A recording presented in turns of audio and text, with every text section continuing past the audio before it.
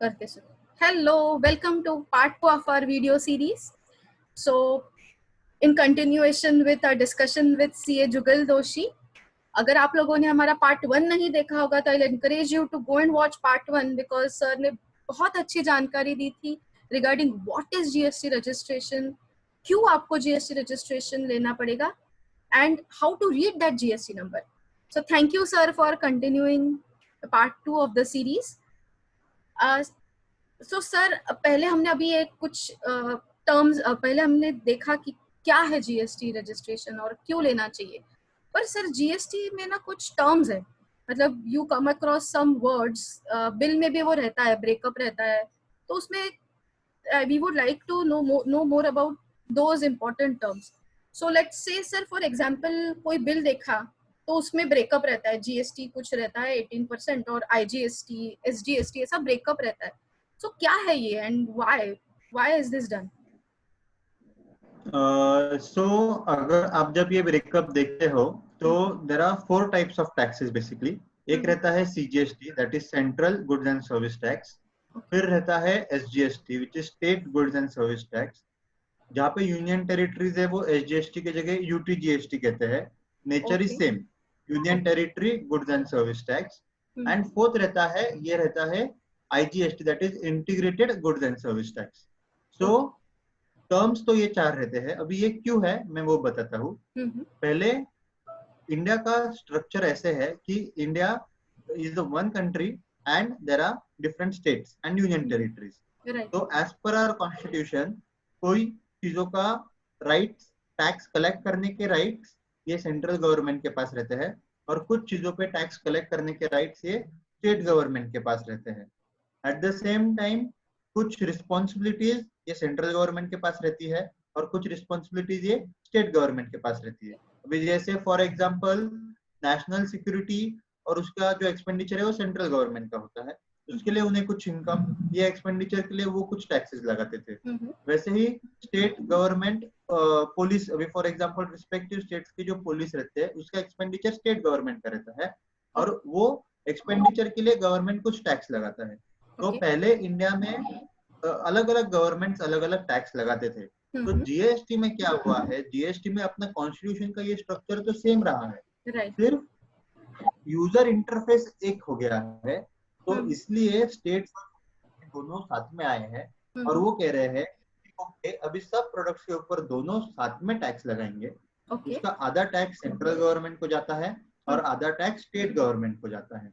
तो इसलिए कोई भी जीएसटी जब हम कहते हैं कि इसके ऊपर 18% जीएसटी है, वो 9% उसमें का सेंट्रल गवर्नमेंट को सीजीएसटी मिलता है और 9% स्टेट गवर्नमेंट को एसजीएसटी मिलता है. इसी कारण के वजह से हमें हर स्टेट में अलग रजिस्ट्रेशन भी लेना पड़ता है.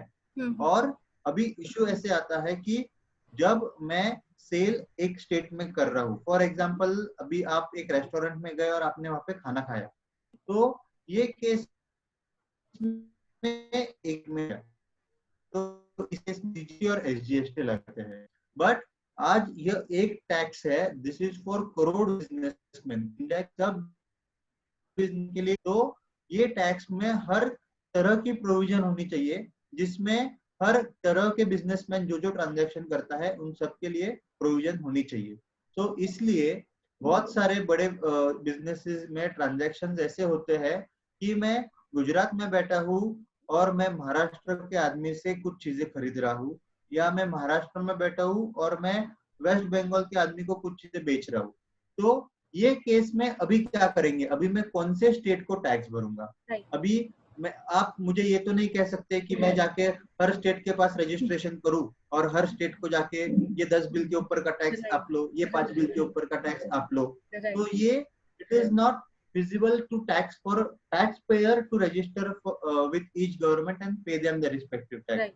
तो इसीलिए जब कोई इंटरस्टेट सप्लाई होता है तो वो केस में हम आईजीएसटी भरते हैं. आईजीएसटी पूरा सेंट्रल गवर्नमेंट के पास पहले जाता है. आईजीएसटी भरते समय हम उनको बताते हैं कि ये स्टेट का प्लेस ऑफ सप्लाई है, मतलब कौन से स्टेट को इसका टैक्स मिलने वाला है वो भी हम उनको बताते हैं. फिर सॉफ्टवेयर कैलकुलेट करता है कि सेंट्रल गवर्नमेंट को टोटल 20,000 करोड़ मिले हैं, उसमें से 10,000 करोड़ तो सीजीएसटी आधा उनका ही है जो 10,000 करोड़ स्टेट्स के बिहाफ पे मिला है वो कौन से स्टेट का कितना है, और ये सेंट्रल गवर्नमेंट वो स्टेट्स को देता है। तो ये सिर्फ central government collects tax on behalf of state governments from us and gives them to respective state government. तो ये सिर्फ यूजर्स के लिए, टैक्स पेयर्स के, बिजनेसमैन के बेनिफिट के लिए ये आईजीएसटी का कंसेप्ट जीएसटी में है। ओके, सो बेसिकली कौन टैक्स कलेक्ट करेगा और कौन से स्टेट का है, ये सेंट्रल का है, this is what we can identify based on the वो bifurcation SGST, IGST, CGST. Yes okay, तो हाँ, सो सर पहला जो हमारा वीडियो था ना, उसमें हमने देखा कि जीएसटी रजिस्ट्रेशन किसको लेना चाहिए, तो टर्नओवर का limit if you have cross तो you need to get GST registration. तो sir I remember you had said something about aggregate turnover, so what is this aggregate turnover? So अभी कैसे है, ये एक टैक्स का कायदा है। तो कोई भी टैक्स के कायदे में हम कोई भी टर्म लूज नहीं रख सकते हैं, बिकॉज अभी आप सोचो कि आप जब रेस्टोरेंट में जाते हो तो पहले कॉन्ट्री करोगे, तो सपोज नॉर्मल रेस्टोरेंट में गए, कॉन्ट्री करोगे, हर पर्सन को 500 रुपये आया। बट अभी सपोज आप 4 जन गए और उसमें से 2 जन ड्रिंक नहीं करते हैं और 2 जनों ने बहुत ही महंगी लिकर ली और टोटल बिल 10,000 आया, बट उसमें का लिकर का ही बिल 5,000 था। तो इन दैट केस क्या चारों जन 2,500 कॉन्ट्री करेंगे? नहीं। आप इमीडिएटली 1-2 हजार के लिए सोचोगे कि भाई मैंने तो लिकर नहीं ली है, तो मैं तो 1,250 ही दूंगा। 5,000 जो विदाउट लिकर है वो डिवाइड बाय 4। सो ये उदाहरण देने का रीजन ये है that this is our mentality कि हम 5,000 के ऊपर भी सोचते हैं कि क्या सच में ये इतना मेरा शेयर है या नहीं है। तो अभी सोचो जीएसटी से गवर्नमेंट को हर महीने को 1 लाख करोड़ रुपए आ रहे हैं। तो जब ये टैक्स इतना बड़ा है, इतने लोगों को अप्लाई होता है, तो वो केस में उसका कोई मिसयूज ना हो, उसमें सब क्लैरिटी रहे, इसीलिए हर टर्म को डिफाइन करना पड़ता है। तो जब गवर्नमेंट ने कहा कि आपका टर्नओवर 40 लाख के ऊपर रहा तो ही आपको जीएसटी एप्लीकेबल है। तो क्या होगा कि सपोज आप उदाहरण लो कि 2 दुकान है, साइड साइड को ही है, एक दुकान का टर्नओवर और दोनों कोई तो सर्विस दे रहे हैं। तो एक या फिर अभी अपना ही एग्जांपल लेते हैं, आप कंपनी सेक्रेटरी हो, तो एक कंपनी सेक्रेटरी का टर्नओवर 20 लाख के अंदर है और एक का 20 लाख के ऊपर है। तो वो जो बिल देगा, एक उसमें एक जन 18% ऐड करेगा, एक जन 18% ऐड नहीं करेगा। सपोज अपने कस्टमर को उसका सेट ऑफ नहीं मिल रहा है, तो फिर वो क्या बोलेगा, मैं आपके पास क्यों आऊं, आपसे हम आपके पास आएंगे तो 18% ज्यादा जाएगा। तो फिर जिसका 20 लाख के ऊपर है वो भी क्या कोशिश करेगा कि उसका भी 20 लाख के नीचे दिखे। तो ऐसा कोई ना करे, इसीलिए गवर्नमेंट ने ये जो टर्म है ये क्लियरली एक्ट में डिफाइन किया है कि जब हम कह रहे हैं कि ये 20 लाख टर्नओवर के ऊपर आपको रजिस्टर करना है, तो हम ये 20 लाख एग्रीगेट टर्नओवर कह रहे हैं। हम ये जब एग्रीगेट टर्नओवर कहते हैं तो ये हम पूरे इंडिया का टर्नओवर, अगर आपका एक पैन है और आपने 5 स्टेट में रजिस्ट्रेशन लिया है, हर स्टेट में आपका 5-5 लाख का ही सेल है, तो आप नहीं कह सकते कि मेरा ये स्टेट में तो 5 लाख के अंदर सेल है तो मैं यहाँ रजिस्टर नहीं करूंगा। हम आपका ऑल ओवर इंडिया, वो पैन पे ऑल ओवर इंडिया कितना टर्नओवर है हम वो देखेंगे। जब हम एग्रीगेट टर्नओवर देखेंगे तो हम वो टर्नओवर में टैक्सेबल सप्लाई क्या है वो देखेंगे।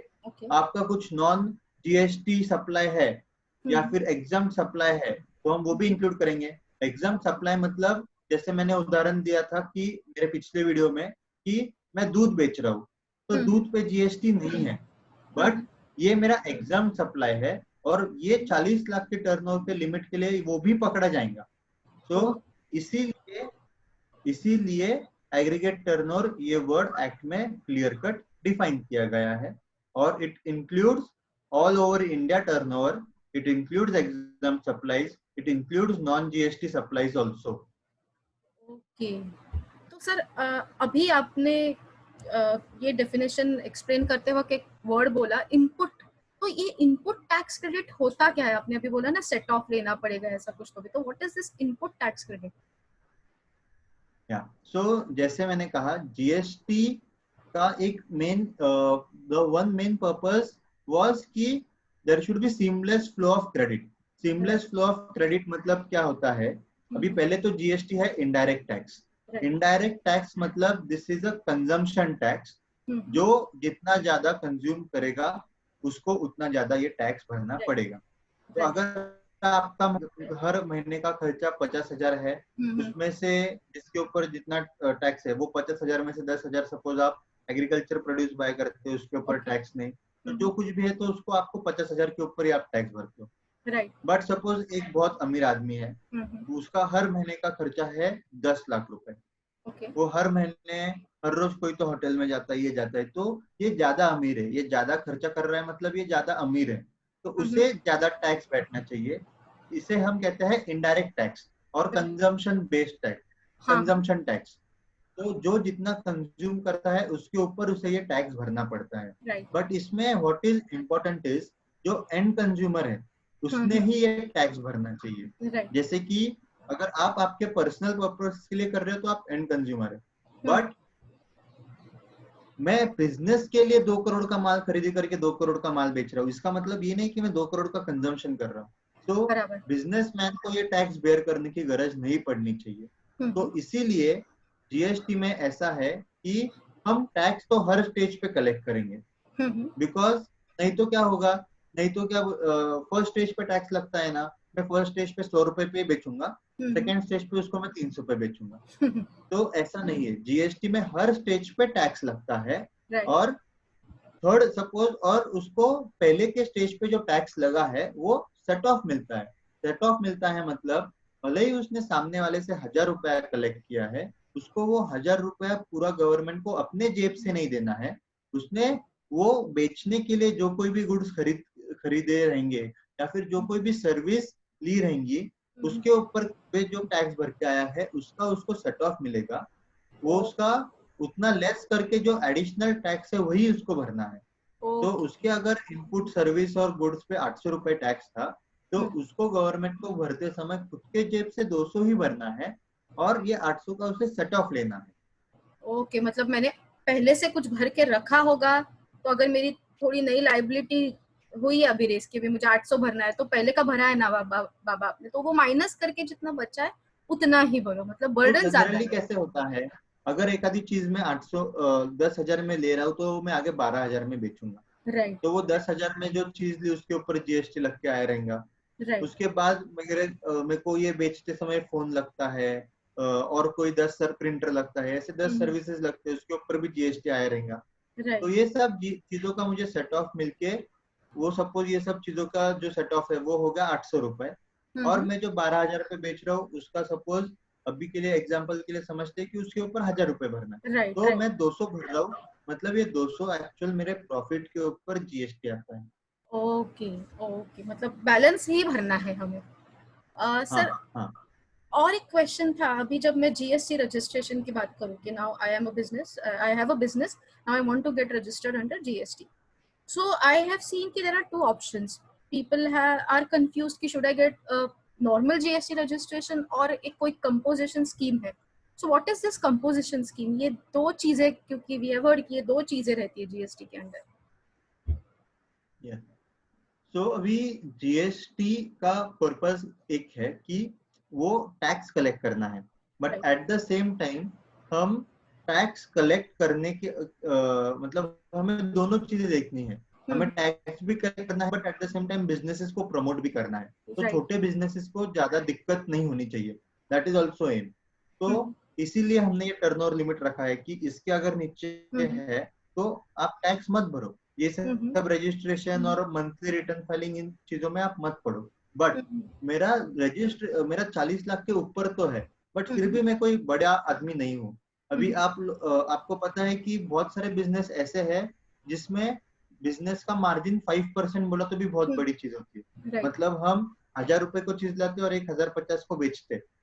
5% मार्जिन ये बहुत सारे बिजनेसेस में होता है. तो अगर आप वो हिसाब से देखोगे तो जब मेरा 1 करोड़ का टर्नओवर होगा तो 5% से मैं साल को 5 लाख ही कमा रहा हूँ.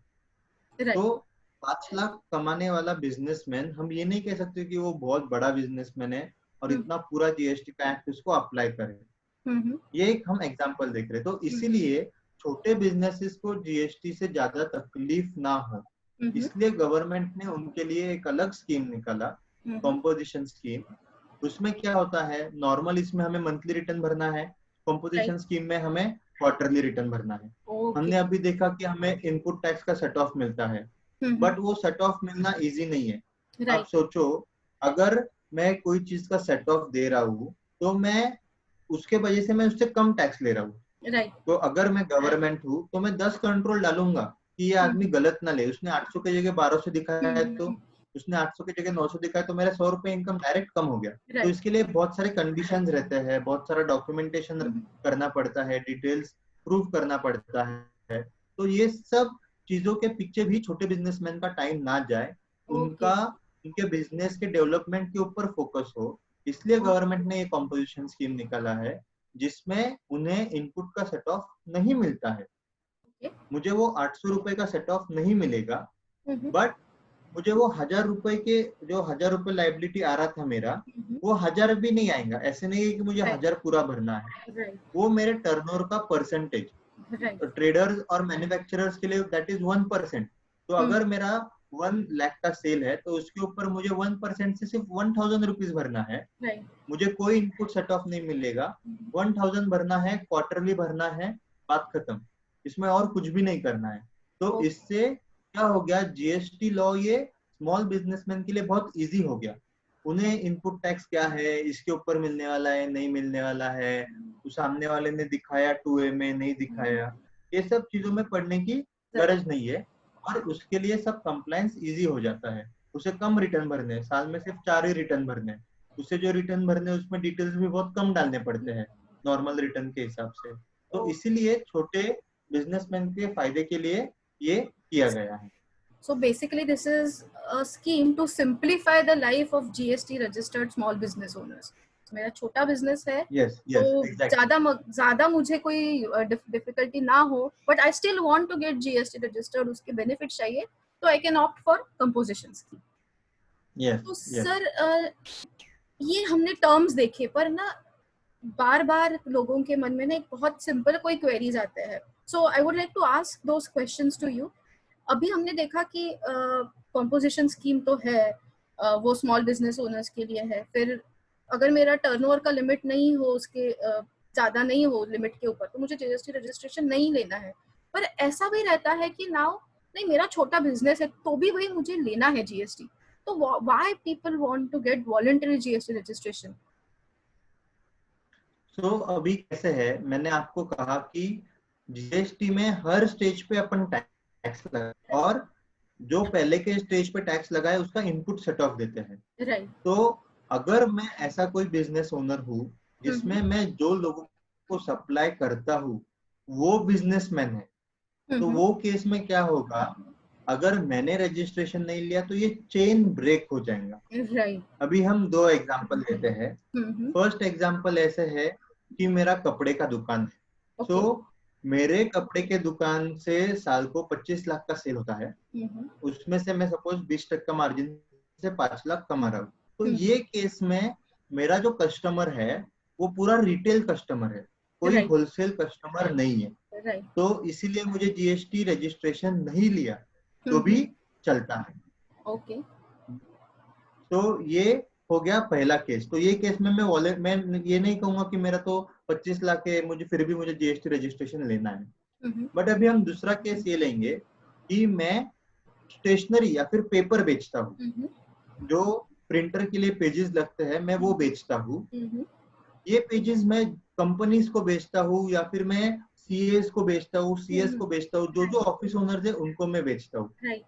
ये तो का भी मेरा साल में टर्नओवर होता है 25 लाख की। बट अभी ये पेजेस मैं खुद बना रहा हूँ क्या? नहीं।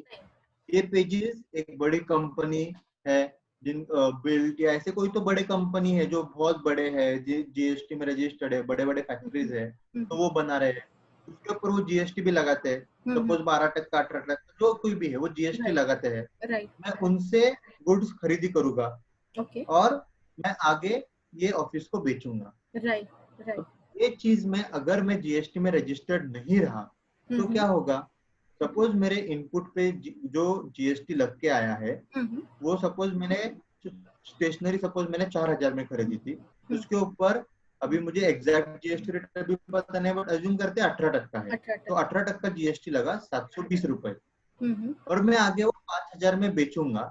अगर मैं कॉम्पोजिशन में रहा तो मुझे ये 720 का सेट ऑफ नहीं मिलेगा। राइट। 5,000 पे मुझे वापस भरना है गवर्नमेंट को 1%, 50 रुपए, मतलब मुझे एक्चुअल मिला सिर्फ 230 रुपए।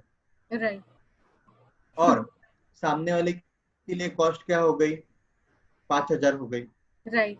बट यही अगर मैं जीएसटी में रजिस्टर्ड रहूंगा तो मैं क्या करूंगा? मेरे को तो 720 का सेट ऑफ मिलने वाला है, राइट राइट। मेरे को 230 रुपए कमाने हैं, राइट। तो मैं 4,230 प्लस जीएसटी लगा के बिल दूंगा, तो सामने वाले को इसका जीएसटी का सेट ऑफ भी मिलेगा। अभी उसके लिए कॉस्ट क्या हो गई? 4,230 रुपए। Right right. तो अभी ये केस में आइदर सामने वाले की कॉस्ट कम हुई, तो अगर मैं जीएसटी में रजिस्टर्ड नहीं रहा तो वो मेरे से माल लेगा ही नहीं। Right right.